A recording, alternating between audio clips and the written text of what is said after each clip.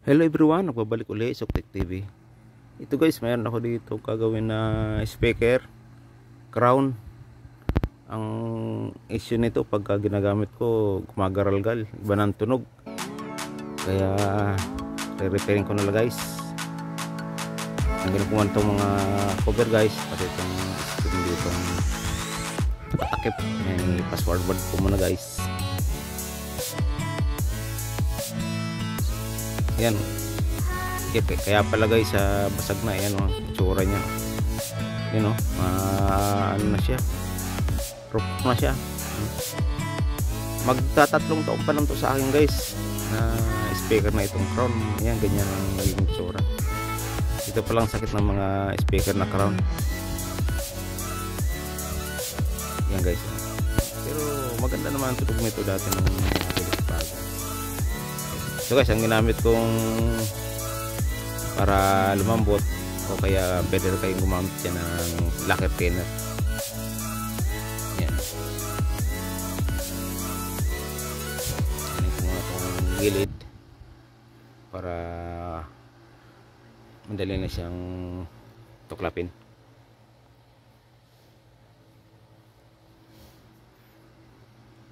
Gamitan ko muna itong kutsilyo guys. Yan o, medyo lumambot-lambot na siya, kasi babalik lang din yan pagka ikabit na guys yung ano. Yan guys oh.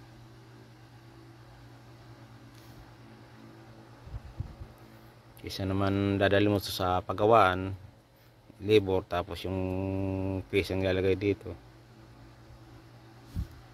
Bumili na pala ako nito guys sa ano, sa round ng pampalit dito. Mura lang naman ito. Lilinisin ko lang mo ito, tatakal dito para pag nilagay ko ng rugby, dali nang kumapit. Basic lang naman ito mga ganito. Yan o, kaunting may basa ko ditong pantanggal na malambot lang to, para yung mga alibaba matatanggal.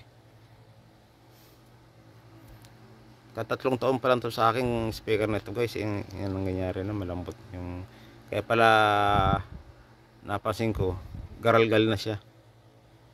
Ito parang naging problema. First time ko magpalit nito guys. Disclaimer lang, hindi ako expert sa mga ganito guys. Kung napadaan ko sa aking channel, paki-like, paki-subscribe at paki-tabil button na rin para update kayo sa yung aking ina-upload guys. Ito guys yung nabili ko sa round na yan, no? Dalawang piraso kasi dalawang papalitan ko. Rubberized na pala ito guys, rubber na.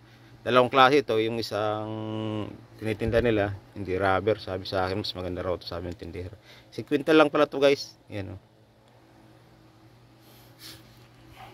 Disclaimer lang guys, hindi ako expert sa mga nito. Ang ginagawa ko lang, mga na-upload guys sa mga kaya pang repairin. Hindi lang isang ina-upload guys, kahit anong pwede kong i-repair, magagawa ng paraan ina-upload guys. Kasi ganoon technician, hindi lang naman isang specialist, kasi hindi naman tayo mga professional na ano. Kaya lahat pwede natin pag-aralan, pwede pang gawa ng paraan. Yan guys oh. Yan, dito ko muna nilagyan para dito muna unang kumapit. Maganda pala ang tunog nito. Nabili ko rin pala ito guys sa round speaker na ito. Kaso ito palang sakit ng mga crown na speaker, yung napupunit agad. Ayan guys, na ako nakatik pa tayo bago ko ilagay itong nilagay ko sa ito guys oh.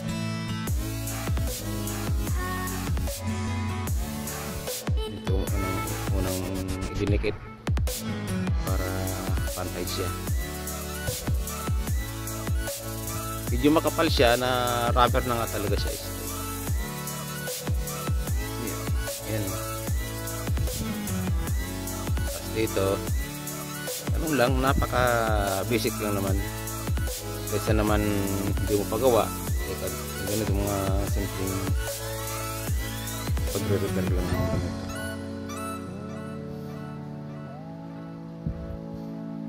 Yan guys.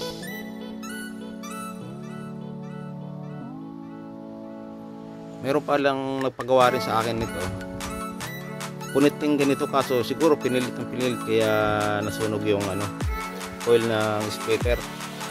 likod nagagawa.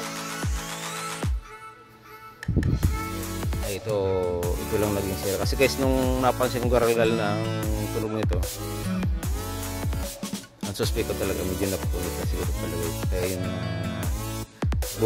bumili ako nito guys sa araw kasi hindi malapit na naman dito sa aming round, kaya doon ako mismo bumili ng mga pyesa. Iba kasi uso ngayon sa online ako talaga sumasadya doon guys kasi medyo malapit lang naman dito sa amin. Guys, ano ko na, basic lang naman, simple lang naman ito. Yan guys, medyo na iyan ko na konting ano lang to para magandang kapit. Initan ko lang nito para kapit siya guys.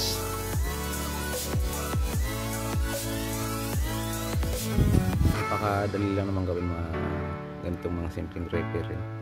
Sayang naman guys pag ganito, hayaan mo lang. Magkano rin bili ko nito, tapos yan pag nasira kaya namang repairin. Hindi ka natatawag ng mga teknisyan, kahit hindi teknisyan kayang gawin.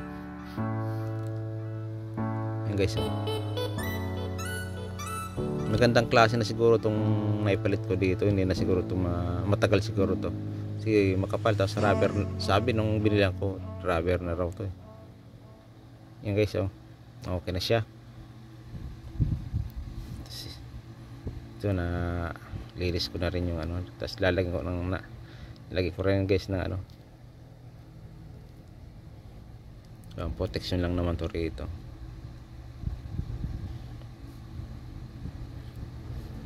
Maganda rin tunog nitong speaker nito dahil 3-way na siya. Pang testing ko lang din naman to sa mga ginagawa ko rito. Tapos yun, ang hilig ko lang naman kasi mag sounds lang naman, hindi ko naman kailangan ng malakas. Yun, nalilibang na sa mga mahinala kasi nakaka-istorbo tayo sa kapitbahay. Yan guys,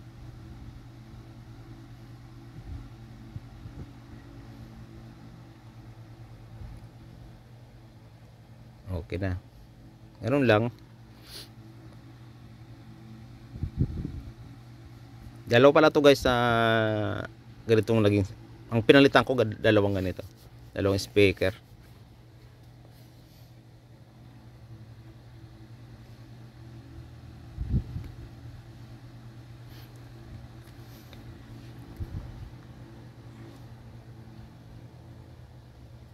Matagal na tong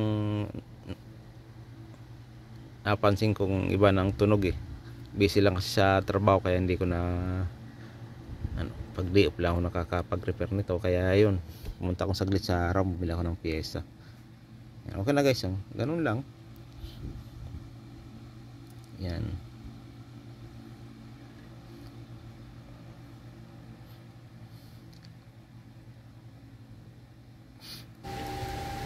okay na siya. Testing ko muna guys. Ayan na, hindi na siya garalgal. Dati gumagaralgal siya, yung lang palang salarin.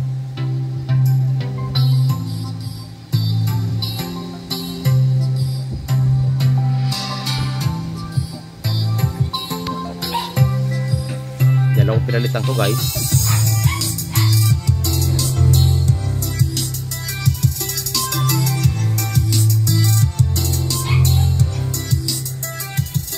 Ayun isa.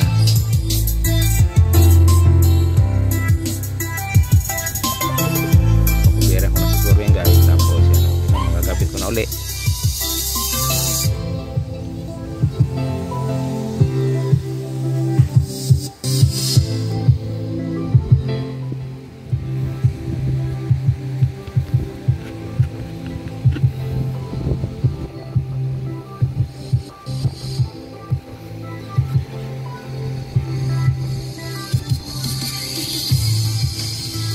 Mabilis lang masira. Nagtatatlong taon pa lang yan, marupok pala yung ganyan sa mga tawag dito sa crown. Yan lagi nasisira, napapansin ko sa mga crown speaker. Yan guys, nalagyan ko ng cover na, ibalik ko na. Yan mukhang bagong bago pa kasi hindi ko naman to ano, hindi ko naman to pinapabas, hindi naman nababasa, kaya ingatan lang din sa mga ganito pagka nabasa sa nasisira agad. Yan guys, oh, okay na, oh. Testing ko lang naman para sa mga ginagawa guys. Yan. Salamat sa panonood, thank you for watching.